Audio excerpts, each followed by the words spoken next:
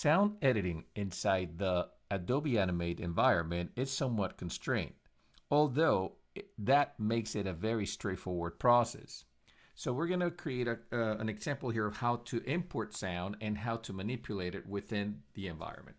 So for this, what I'm going to do is I'm going to bring in there's two ways of importing. You can import directly to stage, which will place the sound in a keyframe in any of the layers that you have selected, or you can bring it into the library, same as with any other asset that you're importing. You will go File, Import, Import to Stage, or Import to Library. Now, if I import to stage in this case, it will also import into the library as an asset. So I'm going to go ahead and import the sound into the stage. And I'm going to choose this cartoon boing sound. Now from there, you'll notice that my frame now has this little red, little orangey line on inside it. And that indicates that there's a sound associated with that keyframe.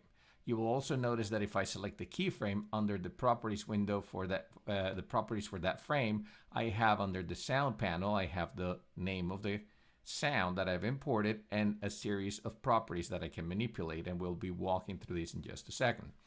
You can also look inside the library and you will see that the sound has been placed inside the library as an asset that you can reuse. Now, what's important here is the type of syncing that you will be using for that sound. The syncing format is what determines how the sound will play back. So there are 4 types. You can use event, start, stop, and stream. Event, as the name says it, is basically triggered by an event, meaning you will set a keyframe where you want the sound to start. And that sound will play through and through no matter what, meaning that even if you stop the Swift file, the sound will continue playing. And this is important to be understood because, say, for example, your animation is 30 frames and your sound, it's 60 frames in length. Well, even if your animation stops at 30 and it loops back to start playing again, your sound will continue all the way till 60, which will overlap sounds eventually, which might cause an effect that you don't want. So you need to be careful when choosing event. Event is chosen especially when you have a really long animation that you will never play back, or that it won't have anything that will be looping onto itself, because that way you will only be playing the sounds only once in a unidirectional fashion. Start, it's basically what the word says. It's where you would set up a keyframe for a specific sound to start. And the reverse of that would be to stop it. So if you want a frame that stops a sound from playing, you would create a keyframe at that point and add an action to stop that sound. Streaming is the most commonly used format for sound, which is the sound will start playing as soon as your movie starts playing. And when the movie stops playing, the sound will stop as well. So this is what's most commonly used for us. The reason why events exists and all these the start and stop are pretty straightforward, but event exists especially when you have, like I said, long productions. Basically, you're targeting almost like video as opposed to web or mobile device sound. For mobile or web, you would use streaming because that's the way you basically you're playing the video based on, or the program, the movie back based on whatever you're creating and the medium that you're playing it on. For event, you're actually looking at things happening within the timeline that will trigger specific sounds, and these sounds will play through no matter what because they're based on whatever the timeline wants them to do. So with the sound on our first frame, you see that we only have one frame. So if I hit play, nothing will happen. Even if I test the movie, nothing happens. There is no sound. However, if I go ahead and test this, let me select the frame again so that I can change the sync. We had it on stream. So if I test on stream, nothing happens because the movie is only one frame long, and that's the length of the movie clip. So the sound is only constrained to that one frame. And since this is the very beginning of the sound and there's no sound there, you can see the little line, but there's no sound wave, which means I don't see any sound in that particular frame. I'm not hearing anything. However, let me go ahead and select that frame again to get access to its sound format. And under the sync, I'm going to change it to event. Notice that I still have the one frame. I don't have anything else, any extra tween frames or anything. I still don't see any sound wave on my frame. But when I test this, you will notice that after a while, my sound will start playing. And that's the actual sound that I have inside that particular frame. And even though there's no extra frames there, the sound, basically this went ahead and that event, meaning the beginning of my movie clip, that keyframe is what the program considered to be an event, and the frame will play, the sound will play, sorry, no matter what. So that is the difference between event and stream. Stream will not play unless you give it enough frames for it to play, and when you stop it, that's where it will stop. And start and stop will start and stop a sound. Event will play no matter what. It will just play through no matter what. Whether you have frames or not, it will play. So with that said, let's go ahead and expand the visual area of that frame. I'm going to push it all the way to about 3 seconds. I'm going to press F5, and I still don't see a sound wave. So this is all silent. There is no sound there because I don't see a waveform in my frames. So I'm going to keep them pushing out until I start that. That's where I start seeing around frame 125 is where I start seeing my sound. So if I were to play this back, I would hear at some point at frame 125, I should hear the boing. And there's 2 boings right there. So my sound has a lot more boings than 1. So I want to stop my sound around here. Now, if I select these frames here at the tail end and I press Shift F5, I'm removing the frames from the visual. Now, based on the file, let me select the frames, the layer that has the sound, switch this to stream, and you'll notice that when I play this back, it's going to take a second, but then it's going to play.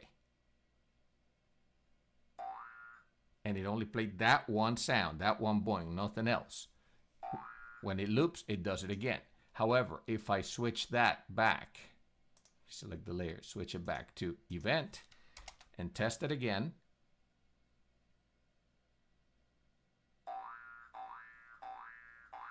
this one played all the sounds, and it's going to loop.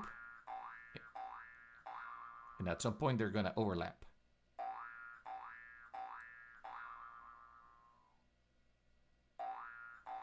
So if you give it enough time, eventually you're going to get, I got lucky because they seem to be syncing, but eventually you're going to get an overlap of sounds one over the other, which is not what you want. You want to have the ability to control these sounds. So with that done, what I want to do is I want to go ahead and control this sound. The first thing I want to do is obviously I have about 125 frames or 124 frames of silence here. So your first inclination would be to go ahead and select all of those frames and press Shift F5 to remove them. But you'll notice that basically your sound stayed all the way at frame 125. You didn't bring that sound back. So to do that, let me undo to bring it back to the way I had it a second ago where I see my boing sound. And in order to cut the frame here, to cut this right here, what I want to do is 2 things. I want to switch my sync mode to stream. That's the first thing.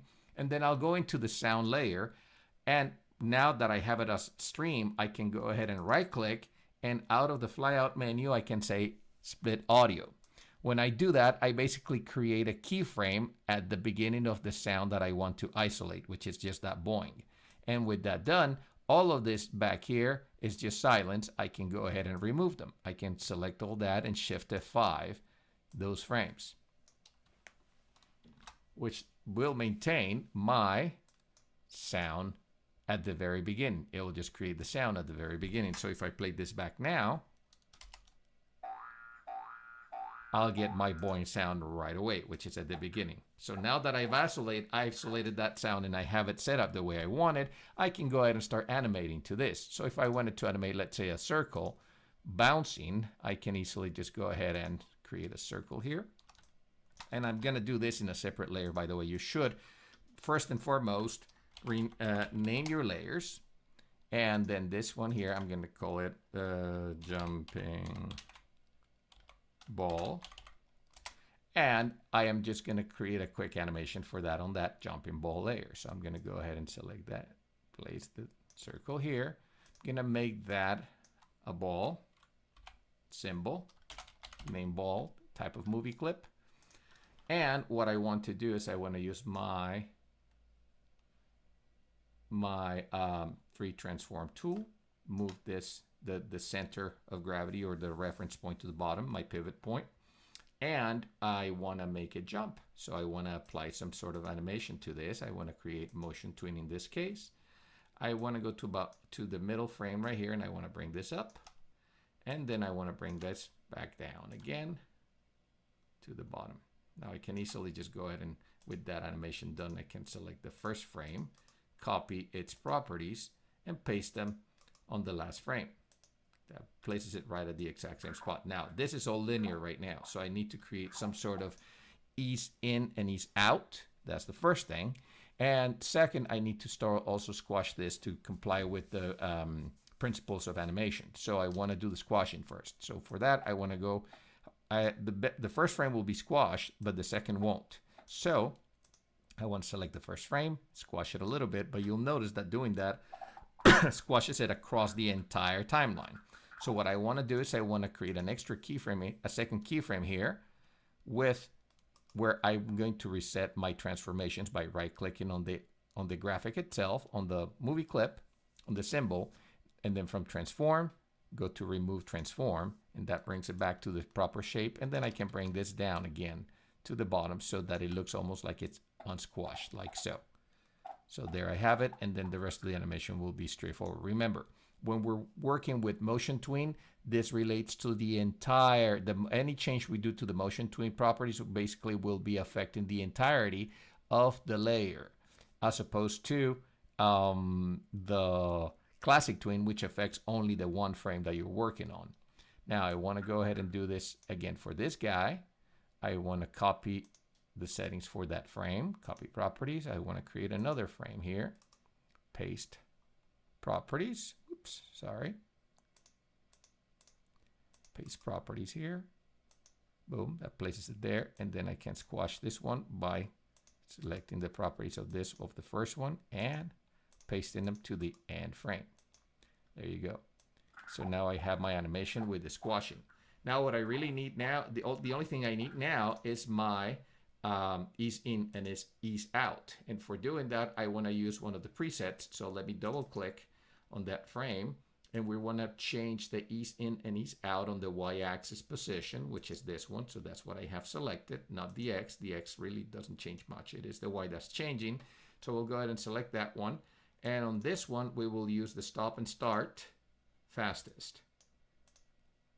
From previous examples, we know that that is the one that provides us the fast motion at the beginning and at the end, and slow motion in the middle. So that should give us what we want just by default. Let's close this out and let's go ahead and test it.